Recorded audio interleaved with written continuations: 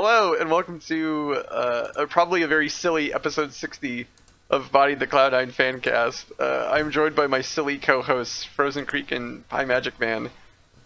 And tonight we'll probably have some more interesting, sort of open-ended discussion topics, because kind of hit a lull in this current cycle of things. So how are you two doing? I am doing okay. The first piece of business is that I want to announce that we are on a bunch of different podcast platforms, including Google Play, Stitcher. I will announce the rest at the end of the podcast because I don't remember them off the top of my head. But check your favorite podcasting app for Bodied. So that means you can take us on the go if you don't have an iPhone or some kind of Apple device to listen to us. If you have something that you don't see us on, tweet at us, send us an email, message us on Facebook. We will see that, and I will look into getting us onto that platform. But I believe that we are on all of the major podcast apps at this point. Woo, it's one-handed clapping for you right now. Yeah, and I'm also good. Alright, well, Piemagicman here presents being called silly. He's always serious. We're talking about grown men playing video games. It's a very serious topic, and I very would serious to treat sport. the matter as such. Yeah, I'm also drinking an all-day IPA from Founders, so I'm being very serious right now. Shout out to my Grand Rapid boys. Beer. Woo. Yeah, I wish Founders was one of our sponsors. But yeah, let's jump into it. Maybe when we get 10,000 listeners, we can get Founders to sponsor us. That would be cool, though I don't drink beer. But I guess you guys can have my free sample. I mean, you need a moderator for drunk people. That's a given. I mean, look at you right now. I am the moderator, basically. I have to herd Who's counting? The cats of this conversation, essentially. Speaking of herding, I don't know. I can't transition to this.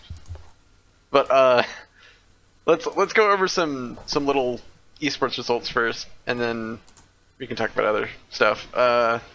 Vainglory has continued their slump for the second split of the autumn season.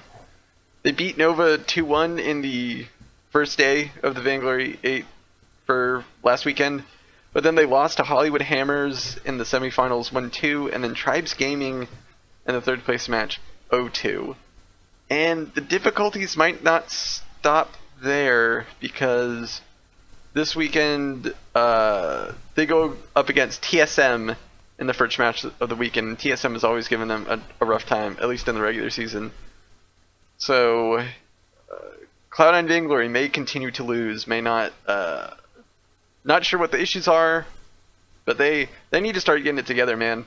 You know, the World's Championship for that is coming up eventually, I guess. And they got to be on top of their game. They got to make sure they get a spot. So, Havoc, my question to you as you being the guy who watches Vainglory. I mean, I pretty much watch everything that isn't League of Legends or CSGO. So, ask away. What do you think was there a change in the meta, a new hero released, or do you think they're just not syncing as well? What do you think is causing this slump? Oh man, I think maybe part of it is that maybe North America, just as a region, has gotten a little bit more competitive. You know, Tribes Gaming plays a very similar game to them, and they're equally as kind of scrappy. Could be a change in the meta. I don't really play Vainglory and try to keep up with the changes. I just watch. You know, it could just be them trying to do new strategies and none of the new strategies are panning out. It could be a lot of things, but I think they definitely need to quickly evaluate what's going wrong and then try to figure out something. I do know that they don't live in a gaming house. I think they're kind of scattered all around, so it might just be an issue of, you know, they have other stuff and they can't find time to practice or something. It could be a lot of things. Who knows? But hopefully they can fix it before it gets worse and worse. Yeah, I think that, or I know that in the past I've talked about this team being on the fringe of actually being one of the best teams as opposed to just being a top team. And this was one of the big things I was worried about, was them dropping a couple games to obviously inferior teams. And I think that is something that is possible for even the elite teams, but I think at this point it should be somewhat worrying that this Vainglory squad that has proven to be elite has been dropping matches to teams that are below their standards, and I'm kind of worried that this team might not be the elite team that we thought they were, and that they are susceptible to patches and different metas around the world, because some of these results are somewhat worrying, though it is a little too early, and we are going to have to see how the World Championship plays out. But at this point, I think there are some questions to be asked about this Vainglory squad, though I'm not entirely sure that there are changes we can make squad-wise to make them better, and that I think it comes down to how the players themselves perform on the big stage, I guess. They play much better on stage. I think a lot of the regular season stuff I think is online, and I think they may just not be as good online as on stage. But I have faith. You should have faith, just like that song "Faith" that Limp Bizkit did a cover to. Everyone hates it, but it's a weird song. But let's move on. What are you talking about? The I think it was Elton John. I think he did a song called "Faith," but Limp Bizkit did a cover of the song, and it was one of the songs that kind of propelled the band's career and got them to be super famous. It's actually kind of good. It's weird, but how would you rate it compared to All Star by Smash Mouth? So that one's that's a masterpiece, even to be honest. In the same sport. I don't know. Kind of. I mean, they both have like a DJ, I guess. I guess it depends on which. Would you agree with Frozen that they're completely different sports? Agreed. Limp Bizkit is a very different sport than Smash Mouth. And Smash Mouth is a far superior sport. That is true. I mean, Smash Mouth does. They do get to be on more movie soundtracks than Limp Bizkit. But so let's talk a little bit about CSGO happenings. So they've been on a tear in the ECSU guys. They beat CLG 2-0. They beat Ghost Gaming 2-0. And most recently they beat their rival SK Gaming 2-0. I mean, sure, SK was down a guy and had to use a sub, but hey, beating 4 out of 5 is still pretty good, and a win is a win. So it was really great. The SK Gaming match in particular was just so exciting. A huge come from behind victory in map 1, and then they just stomped them map 2. It was, oh man. So what are you thinking about CSGO, guys? Could they actually be priming themselves for some more big wins? Perhaps maybe even some tournament finals positions? I'm looking at you, Pi. I mean, okay, well, first of all, we have to preface this. It's online right now. Online compared to LAN are completely different beasts. That being said, I think CSGO, I think the team has some chance for some pretty good upsets on a LAN. I mean, they recently beat G2. They also beat Ghost, who is an objectively better team. There's... wait, no, not Ghost. Ghost was objectively better. Scratch that out. Let me go. I was about to say, like, Ghost. G2 is objectively better. I mean, two G's, G2. I'm sorry. Understandable. I got confused. But SK, map 1, yeah, they really shouldn't have won that. It felt like SK just like, who cares in map 2 after that. So I don't know. I think it'll be interesting to watch, but they're definitely playing way better. Yeah, I think they're definitely on the right track. I think they just need to continue to, you know, play, I guess, play how they've been playing and continue to get better. I think that this CSGO squad is starting to come together. The first couple of months were obviously super rough. Oh, we lost a bunch of matches that we shouldn't have. But even beating SK Gaming squad that was just a little bit weak is kind of a huge step forward, considering that's something that it'll be celebrated massively when we beat them in Brazil. I mean, this is not a LAN event, but I think that we are starting to pull together on a lot of the things that I saw us not quite perform well when we had our old squad. I don't think that quite made sense, but I'm seeing a lot of scenarios that we're winning that I just didn't feel like we were winning with the old squad. And I don't want to say that the old squad is worse than this new squad, but I'm getting a lot of faith inside this new squad. I don't think that they're gonna be one of like the best teams in the world, but I do think that they have the potential within a year to be the best team in North America.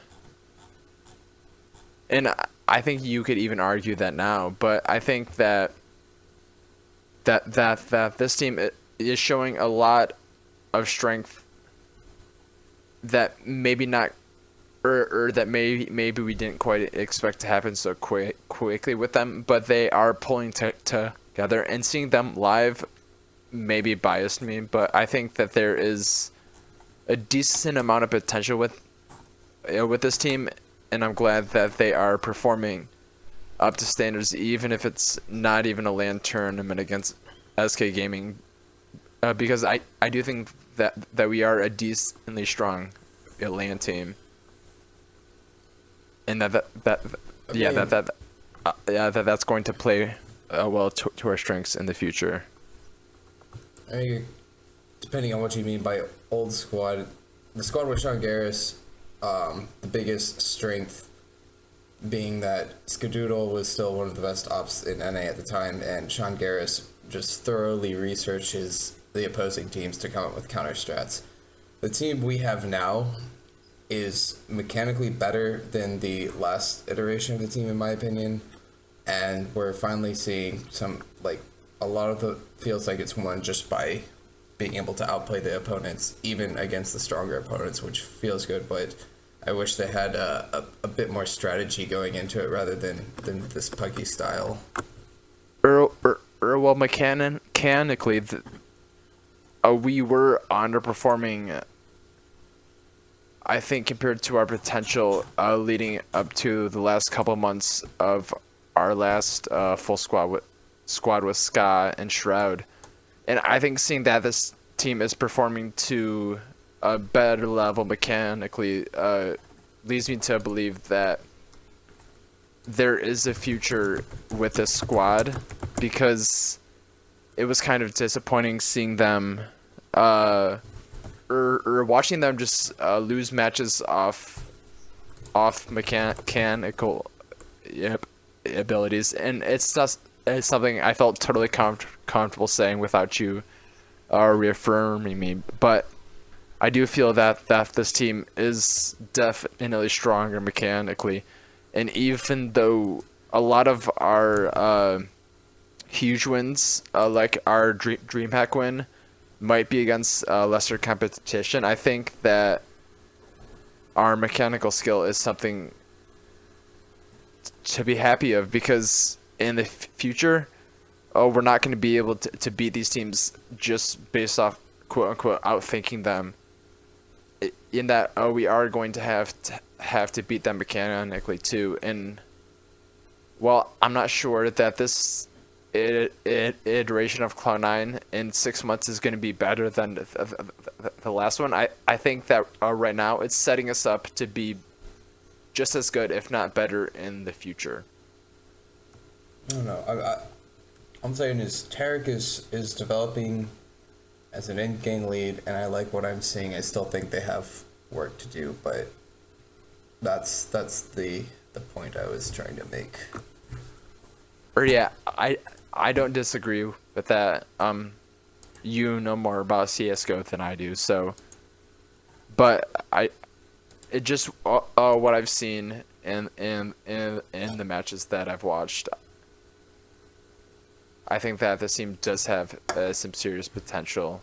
But then again, this is a team that's, however, around not quite the top tier of CS:GO, but like hovering between the top tier and second tier. So seeing them break into some of the best squads in CS:GO is going to be something that is going to be difficult, but it's something that I look forward to because I think that the potential is there, but we're still a ways away from securing a spot, being an elite CS:GO team.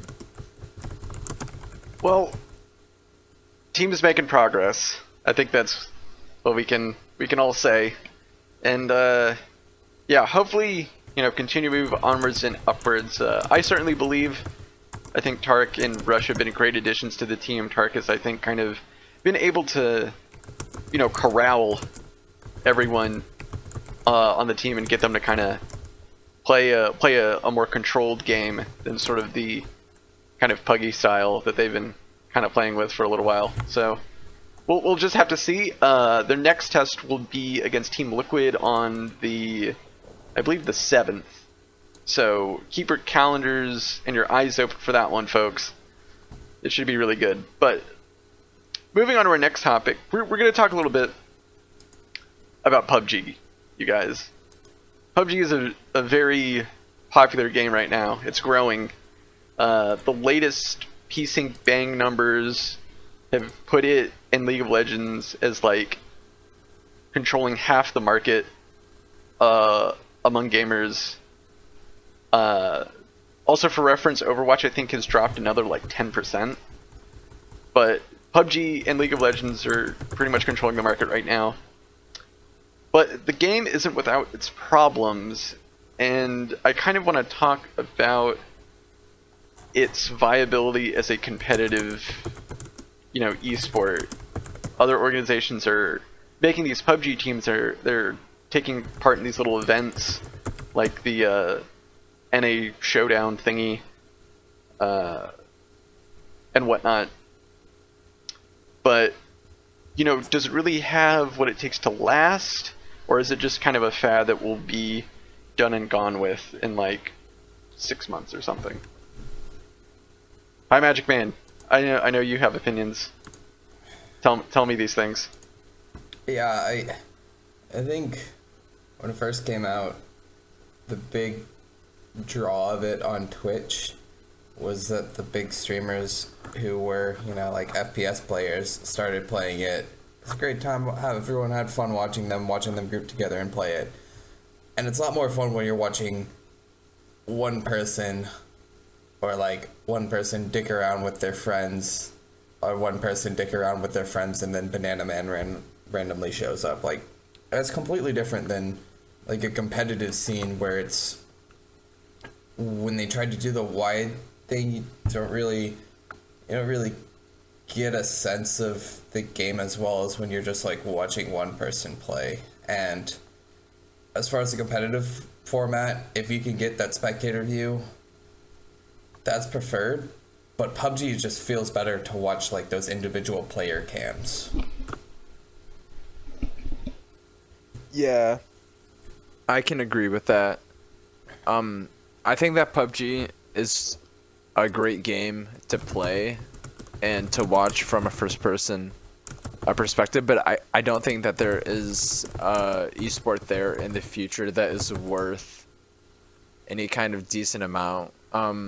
Overwatch and League of Legends totally outclass it in esports perspective.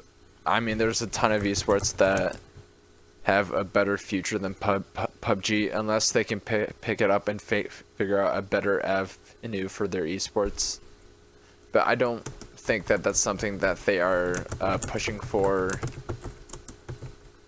on a big level, and that games like Rocket League are always going to be more of a competitive esport than what PUBG is going to be. But saying that, I still think that PUBG is a great game. I own it. I haven't played it as much as I would have liked, but it's still a great game. It's a ton of fun. I just don't think that it's really suited for an esport per se. Yeah, I'm god awful at the game, but Same. yeah, I think the issue is just that the scope and the scale of the game is just too big. You know, you have this giant map, you have like 70 plus people all running around at once, and all of the loot is randomly generated, and for the first like half of the match, it's just everyone waiting. You know, even when watching it from like a particular player's point of view, because a lot of the players will stream their matches because it's so hectic to watch it from the tournament, you know, organization's point of view. You know, even then they're just sitting there. They're just like, where are they? They could be over that hill. Okay. Yeah. You know, I think that a lot of it just has to do with the game just doesn't feel optimized for any sort of viewing experience. I feel as a viewer, it's just not worth watching. And I think this game is still like, I'm not sure what the phrase is. I guess like beta? I guess still like open beta? I don't know. I'm not sure the proper term for it, but it you know, despite all that, I think that, you know, is it a good game to play? Yes. Is it a game that gives you a good viewing experience and makes it enjoyable and worthwhile to watch? Absolutely not. I think they really need to change a lot of how the games work. Either put in more maps, do something with the loot, do something with how quickly the circle changes. You know, just change it to where I don't feel like I'm just doing nothing while watching someone else do nothing, you know? Yeah, it's like watching a lane swap meta in League of Legends, but it just feels like there's a less strategy and just a lot more waiting to see what happens. I think it's a really good game to watch. I've watched a decent amount of PUBG myself. I just don't think that it's a great esport at this moment, and that there is a long ways to go before they can figure out how to make this esport work. And which is fine. Not every game has to like be like the next top esport in the world, but it is a fun game. If Cloud9's playing, I'm gonna be interested. I'm gonna check it out. So it is what it is. As a follow-up question, do you think that if they can fix their issues with the game, will it be a worthwhile investment? Because the game does seem pretty popular among everybody, I guess. As I guess being like the second most popular game in the world. Do you think that it's still a worthwhile investment if the game continues to kind of get better within itself? I'll let you you guys go first. I mean, they've already started investing in teams and such with sponsors. I think if it improves, then naturally it should get better.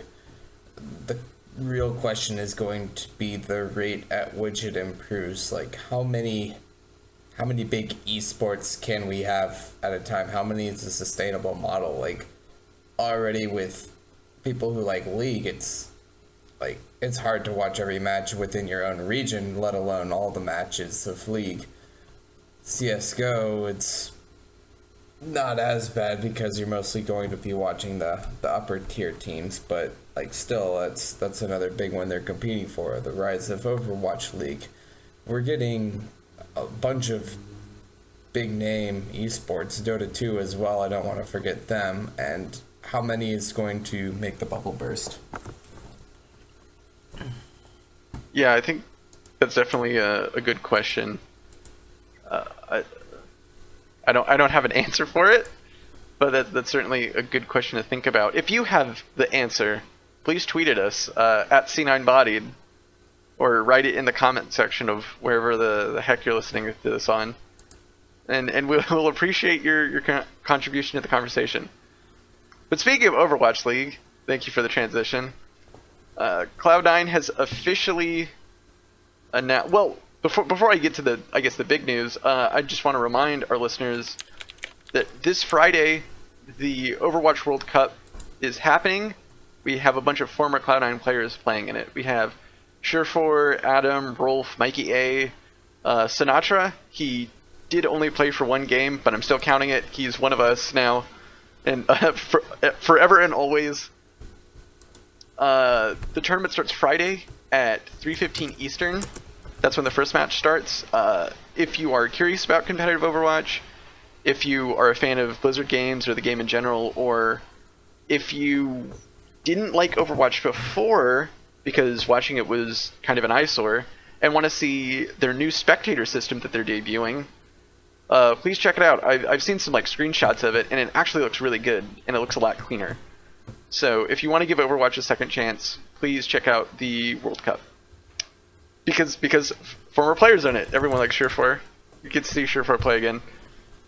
But anyway, moving on to Overwatch League talk. Cloud9 has finally did the announcement drop and officially announced that our team name will be the London Spitfire, harkening back to the days of World War II and planes.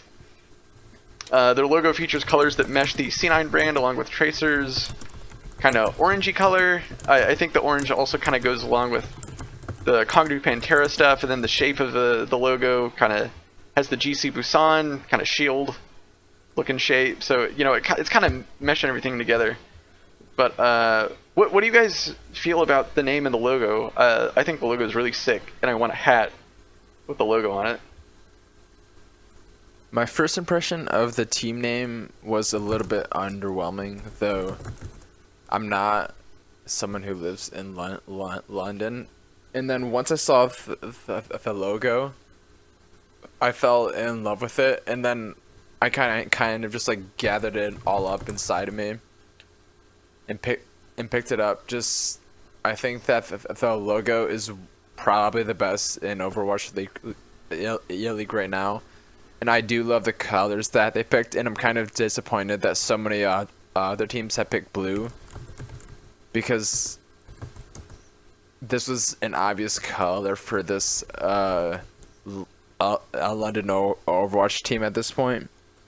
And I was hoping we'd be seeing other colors around the league, but there's a ton of fucking blue and orange.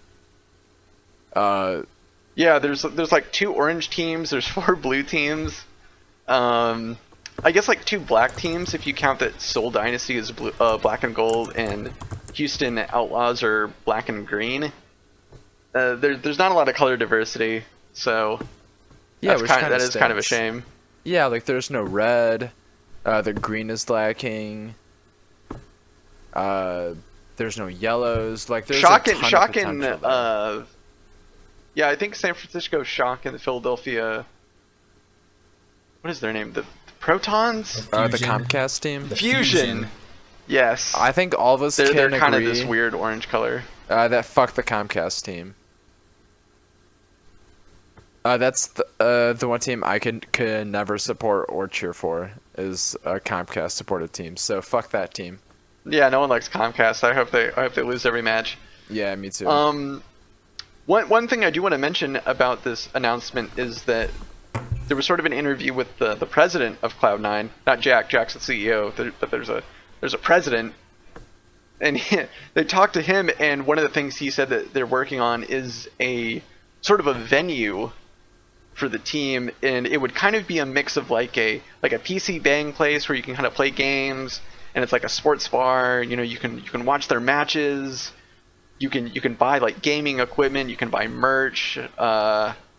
You know, you can probably do a bunch of other stuff. I think it's also maybe going to be used for like housing and, you know, practice and a bunch of other stuff. So it's like this all-in-one amazing venue. And I was just wondering if you guys had any thoughts on that, because I think it's a swell idea, you know. And I think they also want to use it for like little local tournaments to try to, you know, more develop the London esports scene. And it just sounds like a dream come true. Pie. Well, location is definitely going to be the key thing. The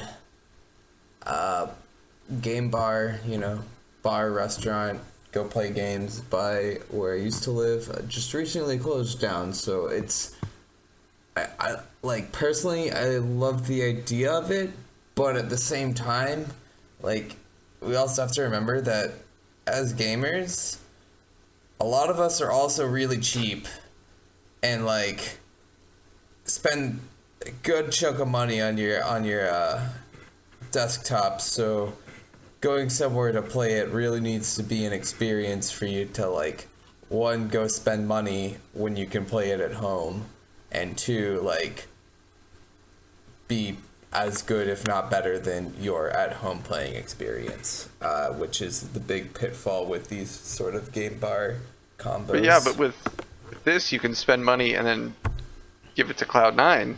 Why would you not? I could spend money and buy a jersey, and then I have a jersey that I can, like, wear whenever I want, and also sit and play on my monster at home. Boo. I don't hail corporate. It's in my own interests that I seek. All right. I think that the idea is fantastic. They talked about working with soccer clubs, aka football clubs around, aka athletic clubs around the London area.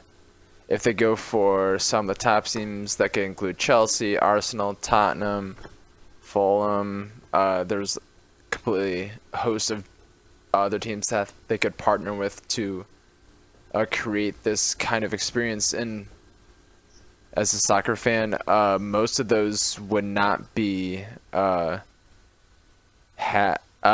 not be agreeable for me as someone who doesn't support a London team. But I think the experience itself is a really cool idea, in that if esports wants to become a big thing, that creating a place where people without the money to drop $1,000 on a gaming PC can play is a really good idea, and that this is a really good place to let teens, let preteens, let amateur teams come and play on even a minorly competitive level is a really good and cool idea. Saying that, my biggest worry about this is that Cloud9 has a history of advocating and promising these cool developments for esports.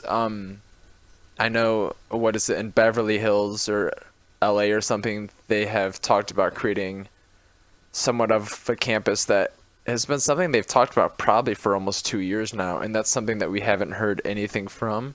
It's getting done. It's on the list, bro. I mean, it's on a list. You got League of Legends franchising. You got Overwatch League franchising. That's checked off. Now they can go back to the buildings. I mean, they just had to get the big items first. I have a long list of things I want to do, and I'm nowhere near completing any of the big ones. So, just because it's an idea, that's doesn't your mistake. mean... You didn't do the big ones first. Just because it's an idea doesn't mean that it's something that that could happen in the future. While I do think that this is easier than creating somewhat of a college campus, I guess. I think that there are going to be soccer / football / athletic clubs that are going to be open to the idea of having area for esports, because we've seen Paris Saint-Germain from France have a team in EU LCS. We've seen Schalke 04, a German team, open to esports in the past. And I think seeing a team like Fulham, I believe the owner of Fulham is also the owner of the Jacksonville Jaguars, open to an esports team wouldn't be out of the question.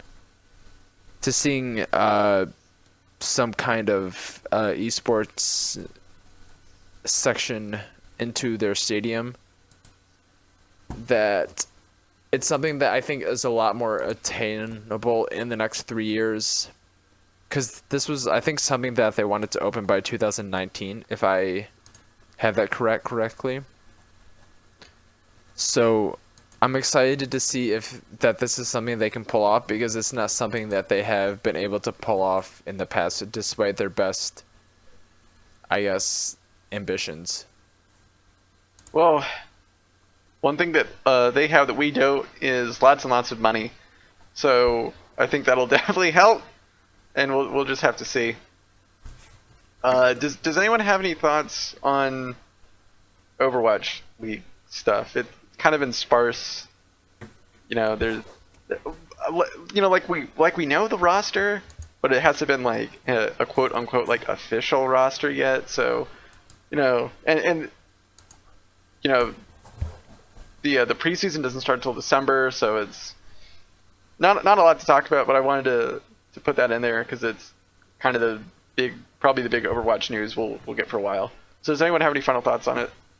Yeah, I've said this roster's elite. I'm more excited to see what happens outside of the matches themselves, because I think that's where Overwatch is going to live and die, is if they can actually create an environment where Overwatch can become a thriving esport, because I think they are a couple months too late starting the Overwatch League. I think a lot of the hype has died. But I don't want to just toss it up, because this is something that they've been hyping up. They've been charging a ton of money for. So I'm hoping that there is a future here, because I would like to see not a Cloud9 team, but a Cloud9 affiliated organization do well in, even if they're not based in the United States. And I am fully going to support a Cloud9 Overwatch team. And out of all of the other esports, this is the esport I'm most likely to watch the most of, besides League of Legends. So if this is something that Blizzard cannot fuck up, then I'm totally down for this, and I can fuck with this for quite a long time. But I think that the way they've set this up, that they expect Overwatch to last multiple years, and the way they've been dealing with it now has been difficult. So I'm open to a lot of the suggestions that Overwatch and Blizzard is going to bring out. And I'm excited to see what they can do with the game, because there is a future here, I think. And there is a future in esports, but I'm not sure it's with Overwatch. But I'm open to suggestions, and the first part of that is nerfing Mercy. And nerf Mercy, they did.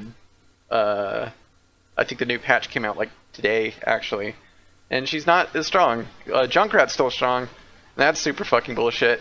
He should not be able to one-shot me with his little detonator thing. It's stupid. It shouldn't work like that. It's like dealing with like Annie or Garen or some shit.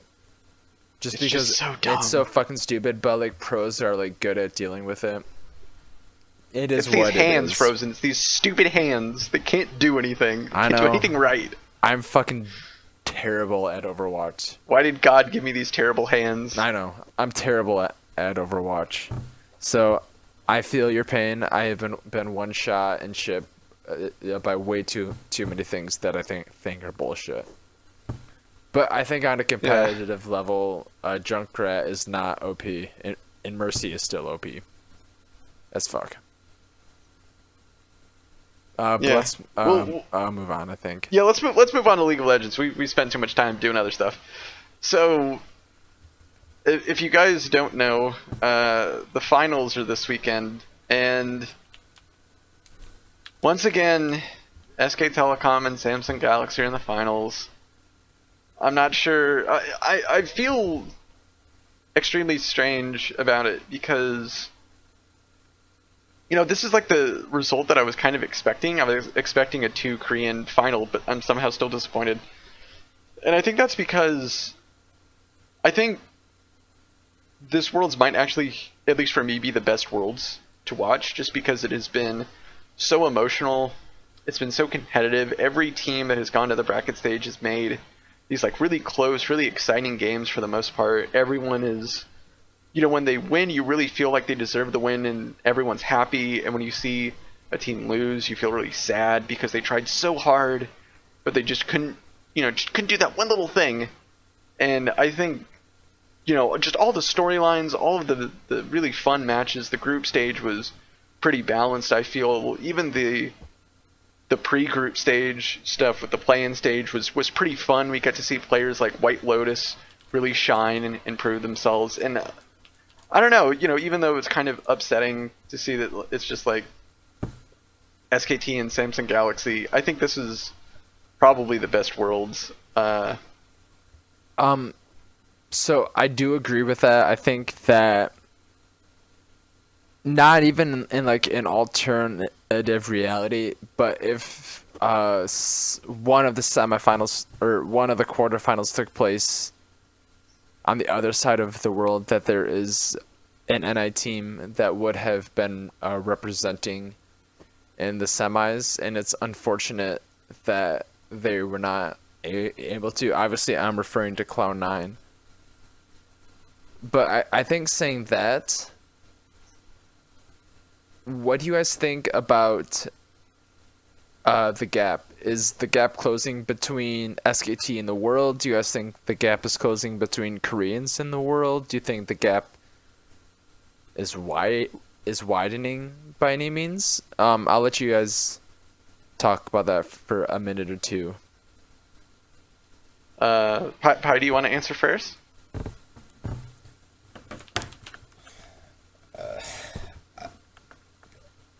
We're in Korea finals yet again, with China being the only hope that we have of any competition against them, and yet here we are again. That being said, this is a weaker iteration of SKT than we've seen before. Either that, or they're just giving Faker more time to practice, I guess, with going to Game 5 as much as they do. As far as the gap closing, whatever, I think Korea remains far ahead. It's nice to see that we could put up a fight against China, but at the same time, it's the same case of NA being NA and losing out. So I don't really know where the gap stands. It's too unpredictable from just one tournament. Yeah, I think we would probably need to, if we want to see if the gap is really closing, look at the results from probably like this Worlds, and then maybe we see what happens to like the next 2 or even 3 Worlds, maybe get an idea of what happens. Yeah, I don't know. One thing that Frozen and I were talking about earlier, that he also wanted to ask, is that, you know, if SK Telecom wins this weekend, does that make them like the best sports organization ever? You know, does that make Faker the best athlete I guess quote unquote athlete, but does that make him like the best player ever? Because this team has pretty much owned the scene for so long, and Faker has been sort of the one dude that everyone just wants to kill him, just to say that they have that little achievement that pops up that says, "Yep, I killed him." So what do what do you think about that? For me, I think in the development of League of Legends as an esports scene, that this is probably the most competitive that the League of Legends scene has been. And if SKT is able to win this, I think it's still a little too early to classify them as one of the best one of the best quote unquote sports organizations of all time. And I think one of maybe the best teams and squads of all time is the Bulls. Don't quote me on the dates, but maybe 89 to 92 and 90. Oh shit. When Michael Jordan was a Bull and won 6 championships, that would probably be one of the most elite teams of all time. And this was during a time where basketball was in one of its primes. In that calling an esports organization even unquestionably the best esports organization and team of all time in any esport, it's a little too premature to call them one of the best of all time. But I think if you were to look at it in 20 years, if by some miracle League of Legends is still around in 20 years as the biggest esports competitive scene, I think that we're going to look back and say that SKT and Faker were undoubtedly, I think it was 89 to 92 and 94 to 90. Oh, fuck. I don't even know at this point. But the Bulls coached by Phil Jackson with Michael Jordan, that this team is going to be one of the best runs by any organization of all time. If they were able to pull off this finals, which I do think is far from a really good chance, and I do think that in 20 years, if League of Legends were still an esport, we would look back upon Faker as probably the greatest of all time, even if someone were to come out and completely dominate esports in the same way that Faker has. Yeah, I mean their success is hard to argue against. The fact that they are just so incredibly dominant for so long, I think that really is very telling about them. I think it'll be really interesting to see what happens to SKT once Faker retires. Kind of like everyone's waiting, like, oh, I wonder what happens when Bjergsen retires. But I think it'll be really interesting to see what happens to the scene when, players like Faker kind of leave, and then everyone's kind of sitting there like, okay, who's going to be the new guy in this power vacuum? Yeah, I think that's totally something to look forward to. Because then we can see if this team is actually built by Coma or if it is completely on the back of Faker's hard work. I do think that comparing Faker to Michael Jordan and Coma to Phil Jackson in his prime with the Bulls is a decently comparable situation. I just think it's a little too early to rate them as a top organization because esports has been around 15 years at max, starting with early StarCraft and maybe a couple of other games like WoW and stuff.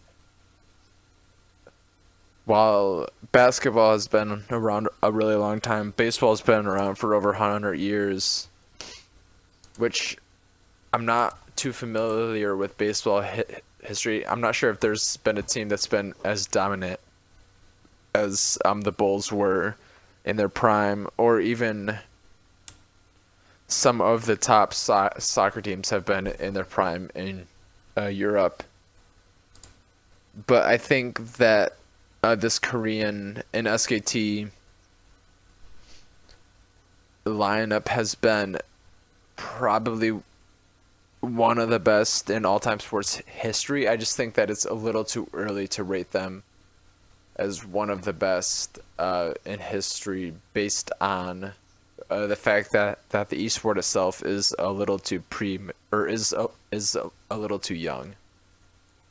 So what you're saying is we need to sign SKT to the Bulls and see how they play basketball. Yeah, I think we should kick TSM out of LCS and bring in a Bulls sponsored team with Faker. That's what I'm saying. I mean, I just want to see Faker hit the paint and go up against Steph Curry and see how they measure up one-on-one. They could do like a crisscross thing. So like Faker plays Steph Curry in one-on-one in basketball, and then Steph Curry and some of the Golden State Warriors have to play SKT in like a League of Legends game, and then they see who's better. I mean, we saw a K-pop group, Guden play SKT in League of Legends, and obviously they completely popped off against a Faker and such. So I have no doubt in my mind if Golden State recruited Rick Fox in his a level 20 account or some shit like that they could easily curb stomp a Como-led SKT team. Yeah, well, Pi, do you have any other thoughts on SKT? Everyone's going to sleep. There's one person's talking, then everyone else falls asleep. Well, can't really say anything when someone else is talking. That's how it works. Guess. That's what podcast is all about. Shush. It's debate. That's what I've been doing. Well, I guess we have nothing else to say. I think we kind of run out of podcast fuel. Frozen, before we do the outro, do you want to give the fine people at home a rundown of what other podcast platforms we are on? Yes, I do. 100% sure we are on iTunes, Google Play, Overcast, Pocket Casts, and Stitcher. There are a couple other podcast apps that actually grab from iTunes, so we are on those automatically. So check your favorite podcast app. There is a very good chance that we are on them, unless it is Spotify, because I know that we are not on that. Last time I checked, they were hand-picking podcasts, and obviously we are not one of the hand-picked podcasts because we are not one of the biggest podcasts in the world, which might be surprising to no one. Before we quit, I want a very, very, very quick prediction of who wins a world, starting with you, Pi. I think Samsung Galaxy is looking a bit stronger. Like I said, SKT's been shaky in all of their wins. SKT's look pretty dominant. I mean, they beat Longzhu handily. So I would definitely go with Samsung. I think it's time for the Kings to get off their throne a little bit. You know, sitting for long periods is not healthy. Time for Samsung to take a break, kick their feet, take the shoes off. So I think Samsung's going to win. SKT has been looking very shaky and very weak. You know, they struggled against Misfits, who, you know, Misfits could have overperformed, but, you know, not wanting to get into a whole thing, I think that Samsung has looked reinvigorated and ready to go in for that kill and reclaim the Summoners Cup. For me, I have to go with SKT all the way. While I do think that SKT has shown signs of weaknesses, I don't think that Samsung is going to be totally able to take advantage of them, because I do think that they kind of play the same game. But I'm going to say that SKT is going to have a better grasp of the champion meta. Plus, they have Faker, Bang, and Wolf, which is probably which is 3 of the best 5 players in the world, arguably. And they've been playing together for quite a time. So I think that trio of players is going to be able to fend off this pesky Samsung team that is trying to steal the crown and the Summoners Cup from SKT. And I'm going to say that the score is going to be 3-2 yet again. I think as long as it goes to a full 5-game series, I think everyone can be satisfied. I think in those situations, I think that outcome just benefits everyone because, yeah, your team lost, but, you made it really competitive, and I think that's when everyone can just be proud. Pat themselves on the back, say good job. Second place is okay. But yeah, we'll definitely have to see. I'm probably going to actually try to wake up and watch it all because, it's the finals, and you can't miss the finals. So it should be super exciting. But yeah, I think that's going to do us for tonight. So thank you all for listening to the 60th episode of Bodied, the Cloud9 Fancast. Feel free to tweet questions to us or feedback at C9Bodied, or email us at bodiedfancast@gmail.com. We might answer questions on the show. We might just tweet at you. Kind of depends. Please check us out on our whole, gaggle of podcast platforms. You can probably find us on pretty much everywhere now, or at least all the places that kind of matter. So, please subscribe to us. Please listen to us. And we appreciate it. So thank you for listening, and we'll see you next time. Yeah, just one quick shout out. Chelsea is the bandwagon team of the EPL. Oh God, not this again. All right, that's it. I'm an American. I only watch real football. America. Yeah, and Verlander's about to win the World Series, so let's get out of here. Bye, guys. All right. Well, say goodbye, everyone. Say Goodbye. your piece. Bye. Bye. All right. Bye.